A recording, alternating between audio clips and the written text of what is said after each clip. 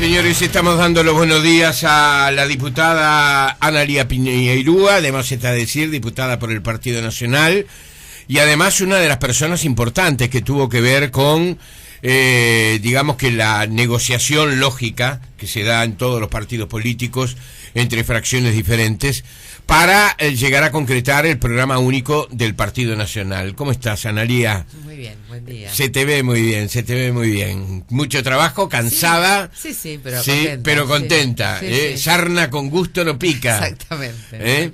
¿Por dónde empezamos, Analía? ¿Qué sería lo primero que señalarías de esta elección? 40 días. No, menos de 40 días. Un mes y una semana. Es verdad.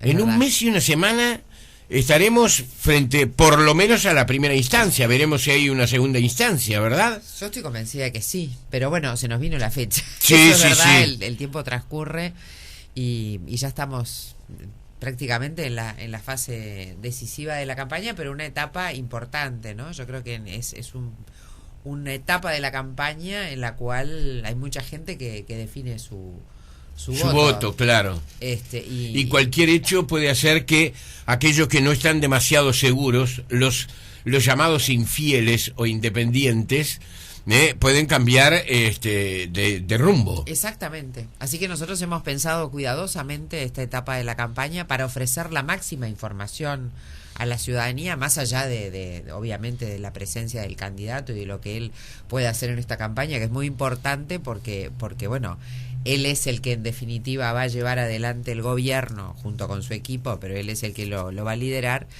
Nos estamos preocupando de llegar a la gente para hacerle acercarle lo que son nuestras propuestas de gobierno, más allá de la personalidad del candidato, de su juventud, de todo ese perfil original y distinto que ofrece él, ¿no? Pero para sustentar su candidatura es importante que nosotros también digamos lo que estamos dispuestos a hacer con el país a partir del 1 de marzo del 2015. Yo obvié decir algo que casi es obvio, pero está bueno ratificarlo. Analía representó al sector de Jorge Larrañaga, ¿verdad?, en las conversaciones que llevaron a la generación de ese programa único.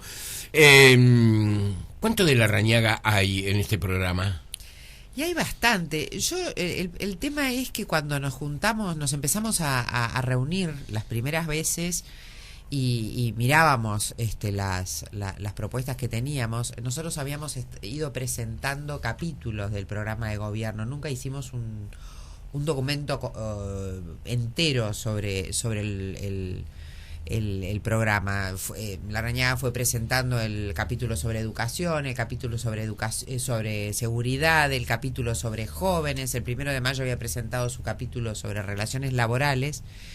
Y la calle Pou sí tenía un programa entero editado, bueno, pero de todas maneras nosotros teníamos documentos que respaldaban el resto de los capítulos que no habían sido presentados por el candidato. Y la verdad es que no encontramos demasiadas diferencias, había una amplia coincidencia.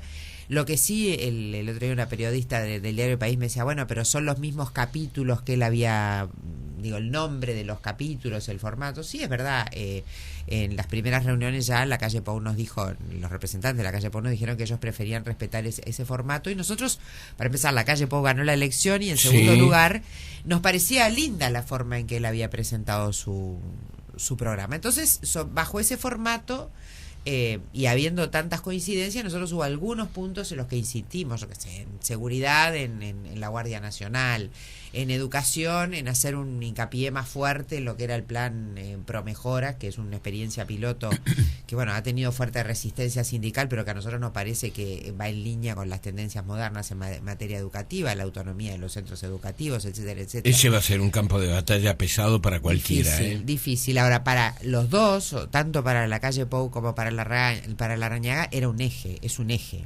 fundamental el tema educativo. Y en ese sentido, las propuestas, en realidad, ayer Pablo da Silveira me decía, de 30 y pico que tenía el programa de la calle Pou, ahora hay 50 y pico, con lo cual ahí hay una fuerte presencia de los dos sectores en lo programático, porque además hay mucha gente entendida y que participa en el tema, en el debate educativo. Claro. en el Uruguay. Bueno, nosotros tenemos un representante en el directorio en el Codicen y, sí. Bueno, y Pablo da Silveira es un notorio especialista en temas educativos, así que ese fue un campo en el cual, más allá de algunas diferencias que hubo en el tema de cómo armar la conducción de la educación, si dejarla como está o no, en lo que era el fondo de la propuesta había muchísima sustancia, y es lo que está en el programa. Yo recuerdo que Jorge Larrañaga incluso viajó a Finlandia, ¿verdad? Sí, verdad. Y además con un puñado de asesores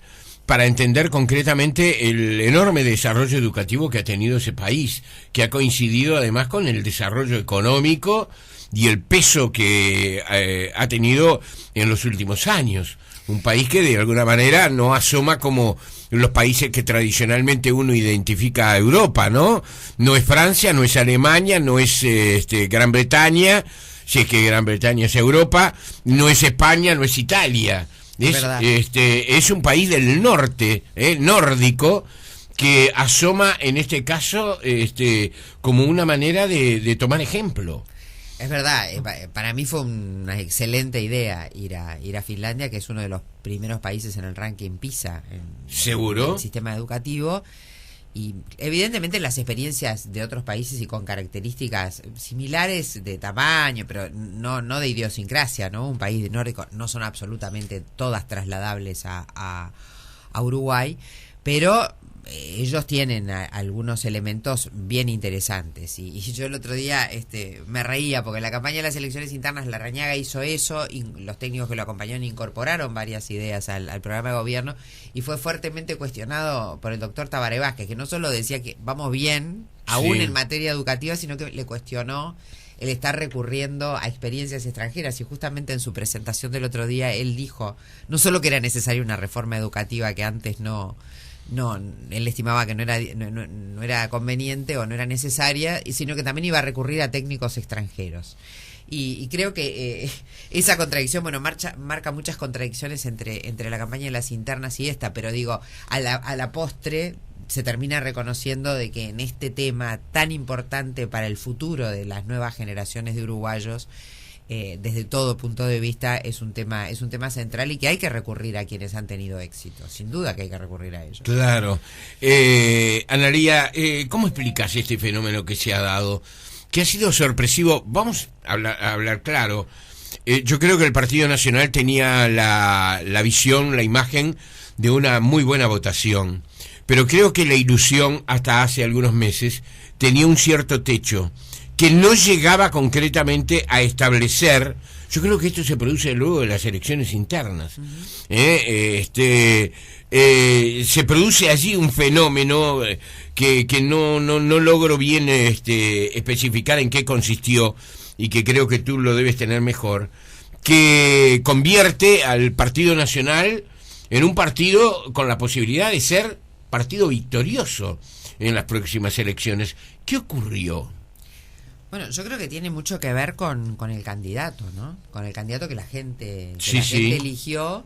Llegó un momento que nosotros empezamos a percibir aún en nuestras filas, aún en el sector de Larrañaga, que estaba caído, porque ¿por qué no reconocerlo? Creo que en la vida uno tiene que reconocer. Nosotros no nos esperábamos este resultado en las elecciones internas, o sea que fue un golpe fuerte para los dirigentes y para los militantes, pero uno empezó a sentir dentro de la propia gente nuestra, dentro de nuestra militancia, de la gente que se acerca todos los días a transmitir la idea de que se podía ganar, y se podía ganar, y se podía ganar, y eso ha ido cuajando muy fuertemente en las filas del partido y en la gente en general. Sí. Que él es una alternativa, que puede ganar.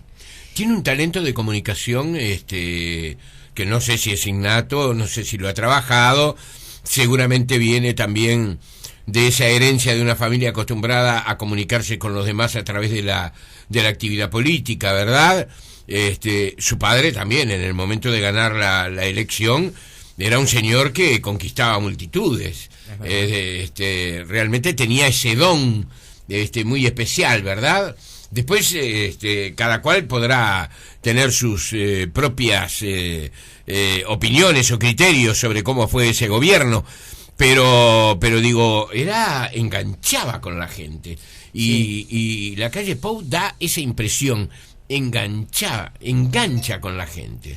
Luis es un digo, yo creo que es bien diferente, ¿no? Yo no lo compararía con es diferente, el liderazgo anterior. Sí. Tiene una manera de comunicar bien distinta. Creo que eso ha tenido mucho que ver con el resultado de la interna y con lo que está pasando, con lo que está pasando ahora. Tiene una enorme capacidad de aprender y de transmitir temas de Estado, porque uno lo ve en estos eventos que hemos tenido en estos días, hablando del país y del programa y de la forma que va a encarar sus soluciones, y incursiona cómodamente en los temas de Estado. Uno lo ve conduciendo el país porque lo ve teniendo muy claro lo que tiene que hacer con cada cosa, y por qué hay cosas que son viables y que no son viables, y por qué hay cosas que son importantes, y por qué detrás de determinadas cosas tiene que haber acuerdos multipartidarios para generar políticas de Estado. Pero además comunica de una manera jovial y muy sencilla.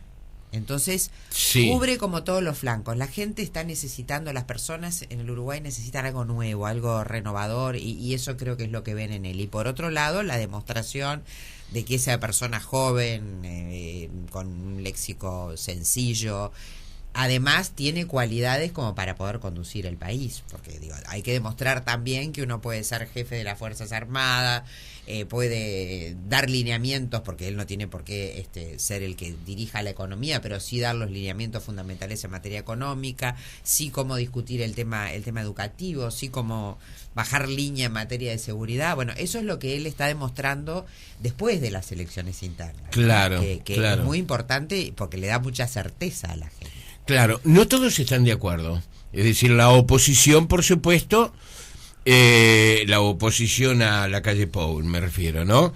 Por supuesto, aquellos que gustan de la preferencia por el doctor Tabaré Vázquez, incluso muchos de los que de alguna manera se conectan con la candidatura del doctor Pedro Bordaberry, han dicho que detrás de ese discurso hay como una cosa muy brillante, ¿no? En la fachada, muy brillante, casi una imagen hollywoodense o de Broadway, ¿no? Una cosa muy brillante, pero detrás de todo eso se encuentra el vacío y la incertidumbre. Tú has dicho ya algunos elementos, ¿no? Digo totalmente lo contrario. Tiene una presencia distinta. Yo no digo que sea hollywoodense ni nada, porque es un uruguayo como todos nosotros. No le veo ese. No, es que no lo dice él. No lo dice él. Y creo que es un recurso electoral de quienes están compitiendo con él. Pero por eso me parece muy bueno que en esta etapa de la campaña hayamos entrado en esta segunda fase, que es la de que él participe activamente en la presentación de las propuestas, y además la sustente, porque no es solo decir de memoria lo que los técnicos pusieron en el programa de gobierno, es sustentarlo, es demostrar que detrás de cada idea que está impresa o plasmada en ese programa de gobierno hay un fundamento y una posición adoptada racionalmente y en función de convicciones y de diagnósticos que él ha hecho a partir de su propio análisis, o que ha estudiado con su equipo. Entonces, lo del vacío creo que está absolutamente desterrado, porque me parece que hicimos bien en ocuparnos en este tramo de la campaña de los temas de fondo, que quizá en una elección interna no hay tanta oportunidad para hacerlo, sino en grandes titulares, pero ahora ya hemos ido a fondo, ya no nos pueden decir que no tenemos programa ni que es un personaje vacío, porque no es así. Los otros días cuando presentamos fue muy gracioso, ¿no? Cuando se encontraron los 4 candidatos allí en la Rural del Prado, y le entregó un pendrive, diciendo lo mío es chiquitito, Sí. y entregó el pendrive.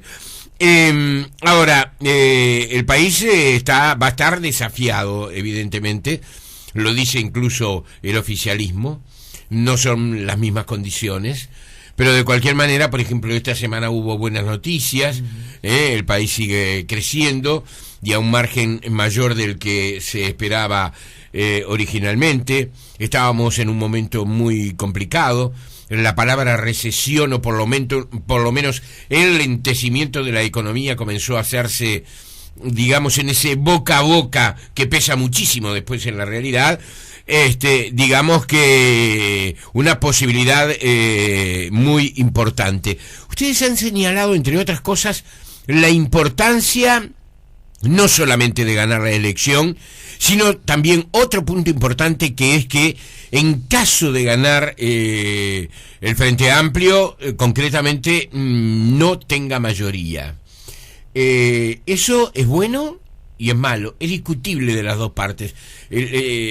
Vázquez dice, no, yo quiero mayoría, sí, porque las mayorías nos aseguran tal cosa. Bueno, pero hay un 50% que uno supone, aprox, ¿no? 50%, un poquito más, un poquito menos, que tiene que tener una representación, una voz.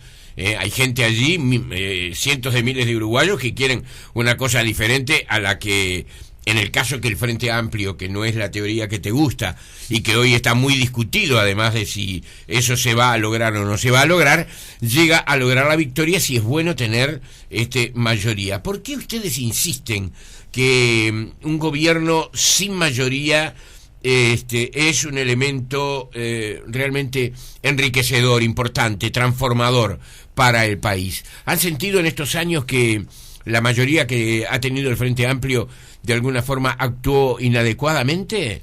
Sí, sin ningún lugar a dudas. Yo creo que el hecho de no tener mayorías parlamentarias, si ganara el Frente Amplio, haría mucho bien, porque si hay algo que no han practicado es el diálogo. Yo fui parlamentaria antes y soy parlamentaria ahora, y es muy frustrante ser representante de la mitad del país, o casi la mitad del país, y no poder representar a esa gente, porque no existió en el Parlamento ningún nivel de ni siquiera de aproximación a un diálogo. Las cuestiones se trataban y si no había mayoría, el Frente Amplio, si no había nuestra opinión no contaba. Claro.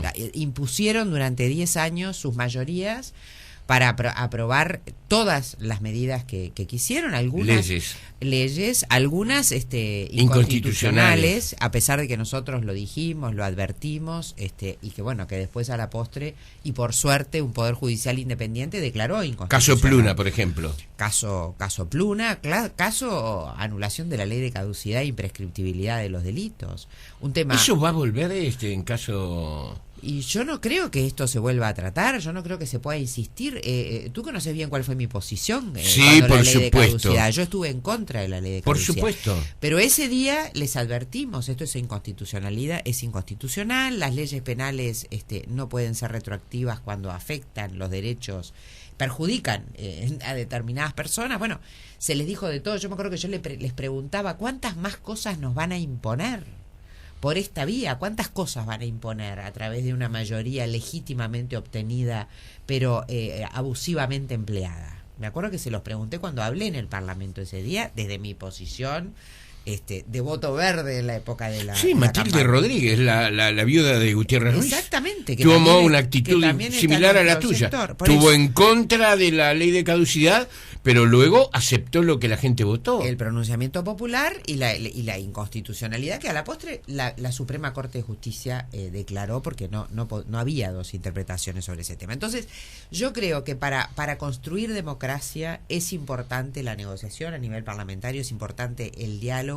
y que las medidas sustantivas sean suficientemente discutidas y que tengan en consideración a los demás partidos con representación parlamentaria. Y en ese sentido, al no tener mayorías parlamentarias, esto se va a volver obligatorio. Yo no digo que no haya otros partidos que puedan estar en el gobierno con mayoría parlamentaria e igual practiquen el diálogo. En el caso del Frente Amplio no fue lo que hicieron. Yo sé por qué quiere el doctor Tabaré Vázquez mayoría, porque quiere seguir gobernando con ese estilo que no es el más saludable, no es el más constructivo y no es el más democrático. Entonces yo creo que el hecho de tener que dialogar, de construir las mayorías hasta desde el principio para la ley de presupuesto, que es el eje de la gestión de un gobierno, es bien interesante y es importante. Sí, tenemos que tomar en cuenta también que el tema puede verse desde la otra manera, ¿no? Que puede existir también una oposición que ponga el palo en la rueda, es decir, lo que tú decías del empleo de la mayoría por parte del Frente Amplio, según tú, en estos años, puede darse en el caso de la oposición, en caso de ser mayoría parlamentaria, con el palo en la rueda también. Es decir, todo esto tiene que ver con la gestión, con la actuación. Claro, hay que tejer entendimientos, la cosa más lenta. Exacto. Ahora, hay algo que yo creo que no ha favorecido al Frente Amplio, ¿verdad? Y esto no es darte un aplauso a ti, ni al Partido Nacional, ni que se deba votar al Partido Nacional. Cada cual que vote lo que desea y su convicción le diga. Pero, por ejemplo, una de las cosas que yo creo que en algunos casos es una bomba de tiempo, y no estoy haciendo ninguna acusación, esto es una intuición, es el permanente rechazo a las comisiones investigadoras. Ah, sí. Hay 2 o 3 asuntos gordos ahí que me parece que al gobierno le hacía bien aclararlo, a la ciudadanía ni que hablar, porque me parece que es una olla que si se destapa, cuando se destape esa olla, creo que realmente puede salir de todo. Esto no quiere decir, repito, no estoy acusando ni nada por el estilo. Estoy diciendo, hubiera sido bueno investigarlo, clarificarlo, blanquearlo y que todos estuvieran tranquilos. Claro, el hecho de negar las comisiones investigadoras, los casos más notorios, los últimos, fue el de Pluna, que después terminó en la justicia con las consecuencias que todos conocemos y que todavía no terminamos de ver, ¿no? Porque sí, sí. Y lo de ANCAP. Sí. Son los últimos 2 episodios más notorios. Lo de ACE no recuerdo si en el Senado hubo alguna propuesta de comisión investigadora, pero que quizás sí también, digo. Pero me parece que en aras de la transparencia y de la tranquilidad de los ciudadanos, eso es bueno. Nosotros, cuando estábamos en el gobierno, siempre votábamos las comisiones investigadoras parlamentarias. Y a mí me parece que era una buena cosa hacerlo.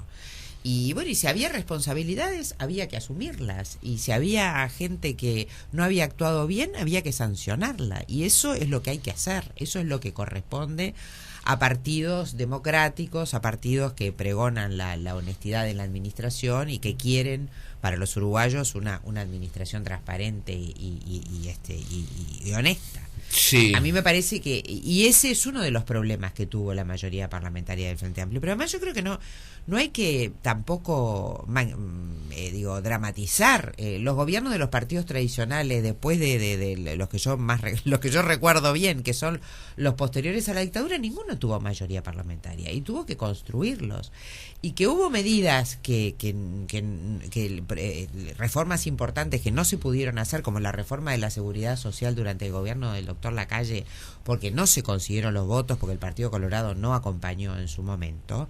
Bueno, no se hicieron. Y después la que se hizo era mejor que las que habíamos manejado en la legislatura anterior, y se hizo también sobre la base de un acuerdo entre el Partido Nacional y el Partido Colorado, que debo decir, un acuerdo que se intentó construir entre todas las fuerzas políticas y de las cuales se fue desligando luego el PIT-CNT, de la fuerza política y las fuerzas sociales, al primer diálogo por la seguridad social, tanto en el gobierno del doctor Lacalle como en el del doctor Sanguinetti, que a la postre tuvo éxito. Fueron convocados sectores sociales, el PIT-CNT, las asociaciones de jubilados y el Frente Amplio. Luego se retiraron, pero una convocatoria amplia. Y a mí me parece que así debe ser, y no se pudo hacer en un periodo de gobierno, se hizo en el otro, y creo que se hizo mejor de lo que lo podríamos haber hecho en el anterior, porque las propuestas fueron más más modernas y más ayornadas. Entonces, creo que no hay que tenerle miedo al tema de no tener mayoría parlamentaria. Lo que sí es que vamos a tener que tener un ejercicio de negociación que no se ha practicado en estos años. Y en esos años, cuando los partidos tradicionales no tenían mayoría parlamentaria, el Frente Amplio no acompañaba nada. Ni del presupuesto para adelante, absolutamente nada. Teníamos a alguien que quería poner el palo en la rueda. Había una oposición que quería poner el palo en la rueda. Y sin embargo, las cosas anduvieron, no hubo traumatismos institucionales, no hubo nada que conspirara contra el normal funcionamiento del país. ¿Cuánto de Wilson va a tener un gobierno del Partido Nacional en caso de ganar el Partido Nacional las elecciones? Y yo espero que mucho, porque además Wilson ya es una figura que trasciende las fronteras partidarias, pero que trasciende también ¿Sigue vigente todo lo de él? Yo creo que sí, evidentemente si uno agarra el programa de gobierno del 71, como a veces Claro, algunos claro, hacen, claro. ese programa de gobierno en el año 2015 no se va a poder aplicar porque eran otras circunstancias, eran otras épocas. Convulsionadas y además con otros problemas y otras soluciones. Yo otro día escuchaba... Pero bueno decir que muchos de los que hoy elogian a Wilson... decían cosas espantosas de Wilson. Sí, es verdad, que se lo apropian. Sí. Muchos de los que hoy abrazan la figura de Wilson, lo acusaban a Wilson. Sí. Incluso llegaron a la infamia en relación a Wilson. Exactamente. Muchos de los que hoy marcan la figura de Wilson, Wilson fue un fenómeno muy especial, ¿no? No llegó a ser presidente. Realmente creo que los uruguayos nos prohibimos. Y esto estoy hablando de los tiempos de Wilson, no estoy hablando de hoy, pero los uruguayos nos prohibimos un presidente que hubiera sido realmente la posibilidad de un Uruguay efervescente en medio de la efervescencia que se vivía. Efectivamente. Decía, ¿quieren cambio? Bueno, allí tienen la posibilidad de un cambio muy grande. La gente eligió otra cosa y después los militares decidieron otra cosa. Y después la vida, ¿no? Y después la vida, la sí. suerte o la vida, o Dios decidió. Sí. Es verdad, digo. La verdad es que no fue una persona que marcó, y evidentemente ya escribió su página en la historia del Uruguay, pero que en definitiva no pudo concretar sus anhelos y sus sueños, ¿no? Claro. A veces cuando yo me acuerdo de él, el otro día... Yo hablaba con Gerardo Sotelo, que está escribiendo un libro sobre el retorno de Wilson. Ah, mirá qué lindo. Él ve ese episodio de la historia como una cosa muy llamativa que quizás no le hayamos dado la importancia. Fue espectacular. Y la salida de Wilson de la cárcel. De la cárcel. Lo que fue episodio. La llegada desde el interior a Montevideo con los fogones alrededor de las carreteras. Maravilloso. La gente a caballo. Esas fueron cosas... Porque la pasamos, los uruguayos que nos quedamos en Uruguay, y repito, esto no es una crítica a los uruguayos que debieron irse, porque se debieron ir muchos con mucho dolor, pero los uruguayos que nos quedamos en el Uruguay, y esta no es una historia que ha sido bien contada, ni siquiera ha sido contada, no la pasamos bien. No. Por ejemplo... Yo, hablando hace un ratito con Mario Morgan, le decía, el nombre de China Zorrilla no lo podíamos mencionar. No, claro, por supuesto. No lo podíamos escribir en un diario. El nombre de Taco Larreta tampoco, la gente del Galpón tampoco. Wilson, mencionar a Wilson era explosivo. Mencionar a Jorge Valle o a Sanguinetti era explosivo. Bueno, hablar de Arismendi, ni que hablar. Las figuras del Frente Amplio estaban prácticamente todas... Sereñi, no se podía hablar. Pero Sereñi por estaba supuesto, preso, exactamente. Es decir... miren que los que quedamos aquí en Uruguay y vivimos esos años, no la pasamos nada bien, el miedo a hablar, el miedo a emitir alguna opinión en algún lugar donde alguien nos pudiera escuchar, a nivel político, a nivel individual de cada uno, a nivel familiar de cada uno. ¿Y si perdías el trabajo? Claro, exactamente. ¿Qué pasaba? ¿Qué eras? ¿A, B o C? Sí. No, fue una época... ¿Y si necesitabas un aumento de sueldo, cómo lo hacías? No había nada. Y si querías ver las películas que se estaban viendo en el mundo, ¿cómo hacías? Y los libros, ¿cómo hacías? Sí, yo siempre recuerdo Estado de Sitio, que era una película claro, de la de Costa Gabras. La fui a ver a Buenos Aires, me acuerdo que yo era muy joven y bueno, fuimos a Buenos Aires y todos corriendo a ver Estado de Sitio, que era una película vinculada con nuestra historia reciente, ¿no? Sí. Yo creo que Wilson, que digo, el otro día yo recordaba eso de cuando hablaba del regreso, me vino como una cierta tristeza de cómo termina su vida, ¿no? De no haber podido concretar ese anhelo. Yo creo que él, si hubiera vivido, hubiera llegado a ser presidente. Además eligió en las últimas semanas, los últimos meses, la distancia. Sí, sí. Él se veía con poca gente, ¿no? Sí, digo, se veía con poca gente porque estaba mal. Sí, él no quería que lo vieran. Para mí, tan mal. No lo quería. El gran seductor no quería que lo vieran en un momento en el ocaso. Sí, sí. Una vez lo hablé con Babina, su hija, y me parece que por allí estaba, y es totalmente explicable, ¿eh? No es un ejercicio de seducción. Como todas las personas que Claro. que padecen esa enfermedad y no querían. La verdad que no quería. Pero yo creo que hay cosas que están muy vigentes. Hay ideas, el rol del Estado, el rol del partido, el rol del diálogo, de la gobernabilidad, que fue aquella idea que él instala ese día que sale de la cárcel en aquel discurso inesperado para todos nosotros en la explanada, ¿no? Sí. Eso es algo que permeó al Partido Nacional, que permeó cuando nosotros hablamos de la construcción de mayorías, de la democracia, del tender la mano, de las políticas de Estado, estamos hablando de esas cosas de Wilson. El rol del Estado, la justicia social, todo eso de lo que tanto hablamos nosotros tienen una clara inspiración en lo que Wilson predicaba. Y yo hay algo que he aprendido, porque yo formé parte de esa generación, en abrir caminos de renovación. La CPN, lo que fue la CPN, ¿no? Impulsar a la participación de los jóvenes en otros ámbitos que no sean los estrictamente políticos, en el ámbito estudiantil, en el ámbito gremial, que era algo en lo que él batallaba, él insistía, él quería, yo me acuerdo que yo el primer curso de oratoria que hice, que fue el único que hice en mi vida, dicho sea de paso, fue un curso que se daba en el Movimiento por la Patria en 18 y Olimar, para que los jóvenes, yo tendría 17, 18 años, aprendiéramos a hablar en una asamblea estudiantil o a hablar en un centro, una coordinadora, en hablar. Él quería que nosotros aprendiéramos y que participáramos, y creo que eso quizá es algo en lo que hay que volver a insistir, porque aquello que él había logrado dentro del partido ahora no tenemos ahí una carencia que es importante de llenar, y me parece que ahora con esta renovación que está viniendo dentro del partido es importante alentar. ¿Qué lista te gustaría que votara la gente dentro del Partido Nacional? Y bueno, obviamente la lista de Larrañaga, que es la 2014. No necesita explicaciones, ya has hablado al respecto. Sí. Analía, fue muy lindo conversar contigo. Tal vez nos salteamos una cantidad de cosas que marca la formalidad de una entrevista, pero creo que todo lo que estuvo muy bien puesto y muy bien expuesto por ti. Te agradezco por la visita. Muchas gracias por darme esta oportunidad. Muchas gracias. Seguimos hablando en una próxima. Gracias por tu tiempo. Muchas gracias. Señores, esto es Tiempo Presente.